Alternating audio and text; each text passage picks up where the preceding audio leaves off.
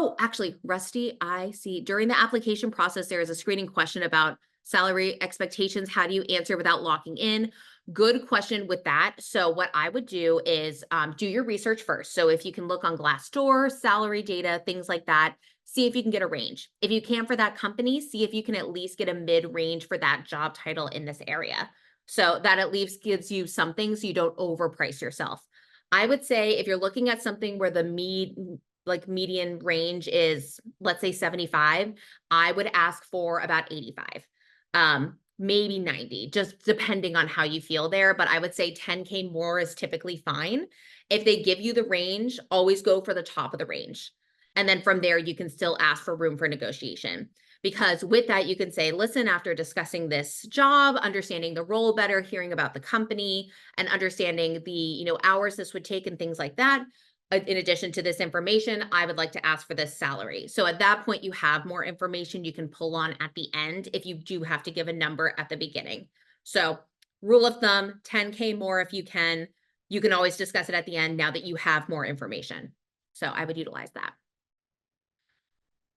If it's not a required question, I don't answer it. If it is required, I put the higher amount I'm looking for either way. Excellent.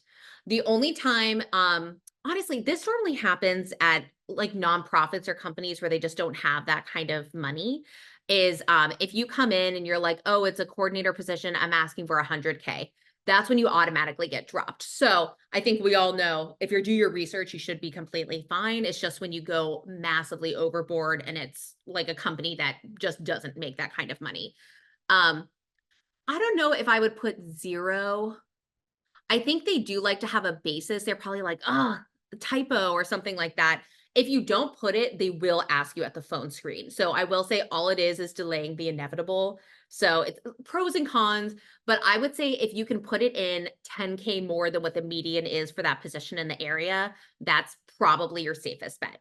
And in that phone screen, you can also say, listen, like I would love to know what the range is for this role if you're able to share that information. So if you want to get it early, you can ask then and just see what they have to say. If you're nervous about strapping yourself in too early, then you can say, like, I'd love to learn more about the role before I share my salary requirements to make sure it's a good fit for both of us. So you can always use that just to delay it a little bit till the end. But great questions. A lot of companies are putting salaries in job postings now, so you might already have an idea if it's near your range. That's also a really good point. I think New York State now requires that all jobs include the salary. So some states are now, updating it a little bit, but they're not all there. So I would look at that. If it is on there posted by them, then you have an idea of the range.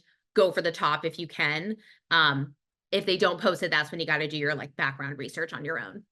Ooh, for nonprofits, look up their Form 990. That is also a good point. They have to legally post everything. So if you're willing to do the research, you can get in there.